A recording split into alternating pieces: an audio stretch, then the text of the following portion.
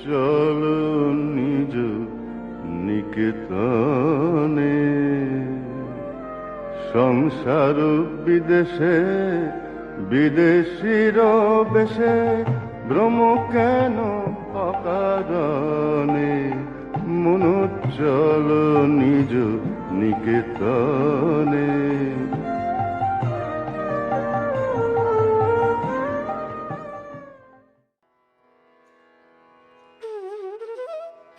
ಓಂ ಶ್ರೀ ಗುರುಭ್ಯೋ ನಮಃ. ವಿವೇಕ ವಿಸ್ಮಯ 151. ಹಿಂದಿನ ಧ್ವನಿಯ ತುಣುಕಿನಲ್ಲಿ ಗಮನಿಸ್ತಾ ಇದ್ದ ಹಾಗೆ ಬೃಂದಾವನದಲ್ಲಿ ನಡೆದಂತಹ ಘಟನೆಯನ್ನ ವಿಶ್ಲೇಷಣೆ ಮಾಡ್ತಾ ತಮ್ಮ ಶಿಷ್ಯನ ಬಳಿಯಲ್ಲಿ ಸ್ವಾಮೀಜಿ ಹೇಳ್ತಾ ಇದ್ದಂತಹ ವಿಶೇಷವಾದ ಚಿಂತನೆಯನ್ನ ನಾವಿಲ್ಲಿ ಭಾವಿಸಿ ನೋಡಬೇಕು. ಸನ್ಯಾಸಿ ಹಾಗೂ ಸನ್ಯಾಸ ಧರ್ಮ, ಸನ್ಯಾಸಿಯ ಜೀವನ ಎಷ್ಟು ಕಷ್ಟಕರವಾಗಿದೆ ಅನ್ನೋದನ್ನ ಸ್ವಾಮೀಜಿ ವರ್ಣಿಸಿ ಹೇಳ್ತಿದ್ರು. ಎಲ್ಲರನ್ನೂ ಸಮಾನ ದೃಷ್ಟಿಯಿಂದ ನೋಡುವಂತಹ ಮನಸ್ಥಿತಿಯನ್ನ ಒಬ್ಬ ಸನ್ಯಾಸಿ ತಂದುಕೊಳ್ಬೇಕು ಅನ್ನೋದನ್ನು ಕೂಡ ಅವರ ಶಿಷ್ಯನ ಹತ್ರ ಹೇಳಿದ್ದನ್ನ ಗಮನಿಸಿದ್ವಿ. ಈಗ ಅದರ ಮುಂದುವರೆದ ಭಾಗ. ಬೃಂದಾವನಕ್ಕೆ ಬಂದ ಮೇಲೆ ಸ್ವಾಮೀಜಿ ಅಲ್ಲಿ ಬಲರಾಮ್ ಬಾಬುವಿನ ಪೂರ್ವಜರು ಕಟ್ಟಿಸಿದಂತಹ ಒಂದು ಛತ್ರದಲ್ಲಿ ಇಳ್ಕೊಂಡ್ರು. ಬೃಂದಾವನಕ್ಕೆ ಬಂದ ತಕ್ಷಣ ಅವರಲ್ಲೊಂದು ದಿವ್ಯವಾದಂತಹ ಭಾವ ಉತ್ಪನ್ನ ಆಗ್ಬಿಟ್ಟಿದೆ. ತಮ್ಮ ಹೃದಯದ ದ್ವಾರ ಸಂಪೂರ್ಣವಾಗಿ ತೆಗೆದುಕೊಂಡ ಹಾಗೆ ಭಾಸವಾಯಿತು. ಶ್ರೀಕೃಷ್ಣನ ದಿವ್ಯ ಆಧ್ಯಾತ್ಮಿಕ ಲೀಲೆ ನಡೆದಂತಹ ಸ್ಥಳ ಅದು ಅಲ್ವೇನು? ಆ ಅದ್ಭುತ ಘಟನೆಗಳೆಲ್ಲವೂ ನೆನಪಿಗೆ ಬಂದು ಅವರ ಹೃದಯ ಭಕ್ತಿ ಭಾವ ರಂಜಿತವಾಗ್ಬಿಟ್ಟಿದೆ. ಶ್ರೀಕೃಷ್ಣ ಲೀಲೆ ಮಾಡಿದಂತಹ ಪ್ರತಿಯೊಂದು ಸ್ಥಳವನ್ನು ಕೂಡ ಸಂದರ್ಶಿಸುವಾಗ ನಿರ್ಧಾರ ಮಾಡಿದ್ರು. ಯಾಕೆ ಅಂದ್ರೆ ಆ ಪ್ರತಿಯೊಂದು ಸ್ಥಳದ ಪರಿಸರದಲ್ಲೂ ಕೂಡ ಅವರಿಗೆ ಆ ದಿವ್ಯ ಲೀಲೆಗಳು ಈಗಲೂ ಕೂಡ ನಡೀತಾ ಇದೆಯೇನೋ ಅನ್ನೋಷ್ಟು ಸಚೇತನವಾಗಿ ಕಾಣಿಸ್ತಿದೆ. ಸ್ವಾಮೀಜಿ ಗೋವರ್ಧನ ಪರ್ವತಕ್ಕೆ ಪ್ರದಕ್ಷಿಣೆ ಹಾಕೋದಕ್ಕೆ ಅಂತ ಹೊರಟರು. ಇದು ಬಹುದೊಡ್ಡ ಪ್ರದಕ್ಷಿಣೆ. ಈ ಪ್ರದಕ್ಷಿಣೆ ಮಾಡುವಂತಹ ಕಾಲದಲ್ಲಿ ತಾವು ಭಿಕ್ಷೆ ಬೇಡಬಾರ್ದು, ತಾನಾಗಿಯೇ ಏನ್ ಬರುತ್ತೋ ಅದನ್ನ ಪ್ರೀತಿಯಿಂದ ಸ್ವೀಕರಿಸಬೇಕು ಅಂತ ಈಗ ನಿರ್ಧಾರ ಮಾಡ್ಕೊಂಡಿದ್ದಾರೆ. ಮೊದಲನೇ ದಿನ ಪ್ರದಕ್ಷಿಣೆ ಹೊರಟಿದ್ದಾರೆ. ಮಧ್ಯಾಹ್ನದ ಹೊತ್ತಿಗೆ ಚೆನ್ನಾಗಿ ಹಸು ಪ್ರಾರಂಭ ಆಗ್ಬಿಡ್ತು. ನಡೆದಷ್ಟು ಕೂಡ ಹಸಿವು ಇನ್ನಷ್ಟು ಮತ್ತಷ್ಟು ತೀವ್ರವಾಗೋದಕ್ಕೆ ಪ್ರಾರಂಭ ಆಗಿದೆ. ಜೊತೆಗೆ ಮಳೆ ಬೇರೆ ಒಂದೇ ಸಮ ಸುರಿತಿದೆ. ಹಸಿವು, ಬಳಲಿಕೆ ಎಲ್ಲ ಸೇರಿ ಬಳಲಿ ಬೆಂಡಾಗ್ಬಿಟ್ರು ಸ್ವಾಮೀಜಿ.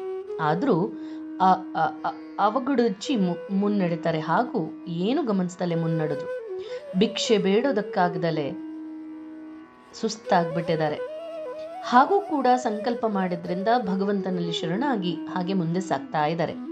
ಈ ಹೊತ್ತಿಗೆ ಹಿಂದಿನಿಂದ ಯಾರೋ ಒಬ್ಬ ಜೋರಾಗಿ ಕಿರಿಚಿಕೊಂಡ. ಓ ಬಾಬಾಜಿ ಬಾಬಾಜಿ ಅಂತ ಕೂಗಿ ಕರೆದು ಅವನು ಸ್ವಾಮೀಜಿ ಹತ್ರ ಬಂದ.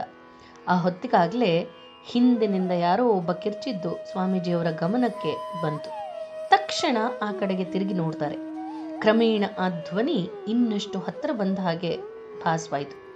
ಆ ಮನುಷ್ಯ ಕೂಗ್ಕೋತಾ ಇದ್ದಾನೆ, ಬಾಬಾಜಿ ಇದೋ ನಿಮ್ಗೋಸ್ಕರ ಊಟ ತಂದಿದ್ದೀನಿ, ದಯವಿಟ್ಟು ಸ್ವೀಕಾರ ಮಾಡಿ ಅಂತ. ಅಬ್ಬಾ, ನಿಜಕ್ಕೂ ಕೂಡ ಇದು ಭಗವಂತನೇ ಕಳಿಸಿರುವಂತಹ ಭಿಕ್ಷೆ ಅನ್ನೋದರಲ್ಲಿ ಸಂದೇಹವೇನು? ಆದ್ರೂ ಕೂಡ ಸ್ವಾಮೀಜಿ ಇದನ್ನ ಪರೀಕ್ಷೆ ಮಾಡಿ ನೋಡ್ಬಿಡೋಣ ಅಂತ ಓಡೋದಕ್ಕೆ ಪ್ರಾರಂಭಿಸಿದ್ರು.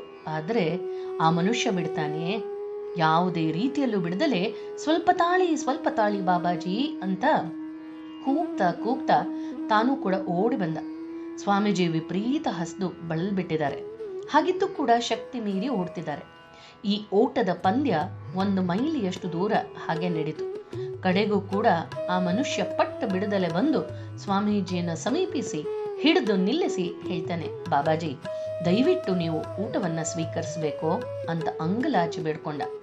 ಆಗ ಸ್ವಾಮೀಜಿ ಅದಕ್ಕೊಂದೂ ಮರು ಮಾತಾಡ್ದಲೆ ಪ್ರೀತಿಯಿಂದ ಊಟವನ್ನ ಸ್ವೀಕಾರ ಮಾಡಿದ್ರು. ಆ ಮನುಷ್ಯ ಹೊರಟ ಕೆಲವೇ ಕ್ಷಣಗಳಲ್ಲಿ ಸ್ವಾಮೀಜಿ ಅವನ ಕಡೆಗೆ ನೋಡ್ತಾರೆ. ಆ ವ್ಯಕ್ತಿ ಇಲ್ಲ, ಅವನು ಮಾಯವಾಗ್ಬಿಟ್ಟಿದ್ದಾನೆ. ಯಾರಿರ್ಬೋದು ಅವನು? ಸ್ವಾಮೀಜಿಗೆ ಭಾವ ತುಂಬಿ ಬಂತು.